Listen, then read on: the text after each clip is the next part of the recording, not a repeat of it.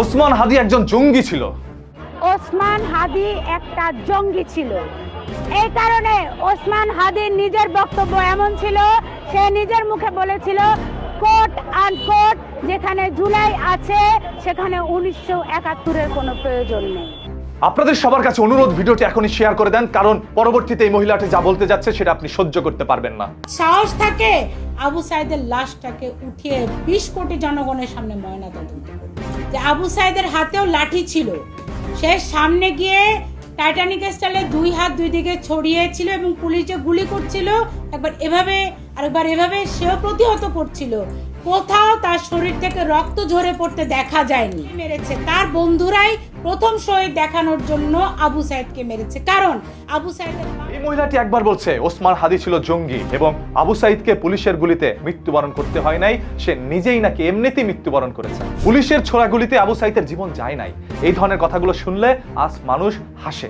এবং ওসমান হাদি ছিল নাকি একজন জঙ্গি, কারণ সে বলেছে 24 থাকলে আমাদের 71-এর দরকার নাই। এই কথার কারণে তাকে জঙ্গি বানিয়ে দেওয়া হয়েছে, আর এই কারণেই হয়তোবা তাকে দুনিয়া থেকে সরিয়ে দেওয়া হয়েছে। কে তাকে দুনিয়া থেকে সরিয়ে দিয়েছে সেটা কিন্তু মমতার কাছ থেকে আপনারা কিছুদিন আগে শুনেছেন। সে বলতে নিয়েও বলেনি। আজ সে ভারতপন্থী শান্তা ফারজানাও একই কথা বলছে। ওসমান হাদি জঙ্গি ছিল, যার কারণে তাকে দুনিয়া থেকে সরিয়ে দেওয়া হয়েছে।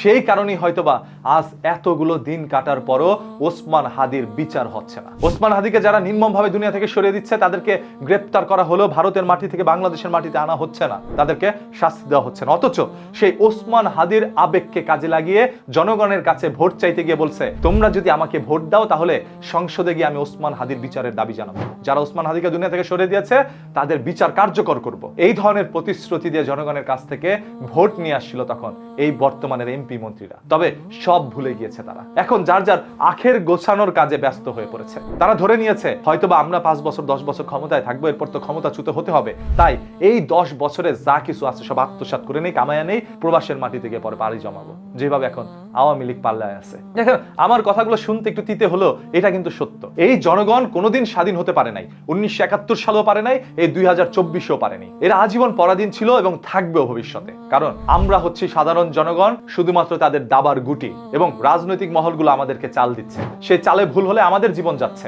আমরা কতদিন আর দাবার গুটি হয়ে থাকবো? এই প্রশ্নের উত্তর আপনি কি দিতে পারবেন? আপনি যদি একজন সাধারণ জনগণ হন, আবারও বলছি ভিডিওটি শেয়ার করে দেন, যাতে করে বাংলাদেশের প্রত্যেকটি জনগণ জানতে পারে আমরা শুধুমাত্র দাবার গুটি তাদের, এবং আজীবন আমাদেরকে গুটি হিসাবে ব্যবহার করবে তারা। আমরা তাদের দাবার গুটি হতে চাই না, আমরা স্বাধীনতা চাই। সেই স্বাধীনতার জন্য কথা বলতে হবে, সত্য প্রকাশ করতে হবে, এবং সত্য প্রকাশে যদি কেউ আমাদের কণ্ঠস্বর চেপে ধরতে আসে তাহলে আমরা তাদেরকে বলবো তারাই নতুন স্বৈরাচার, আর সেই স্বৈরাচারের পতনের জন্য আবারও আমরা আন্দোলন করব। তবে কতদিন আন্দোলন করে স্বৈরাচারদেরকে বসাবেন?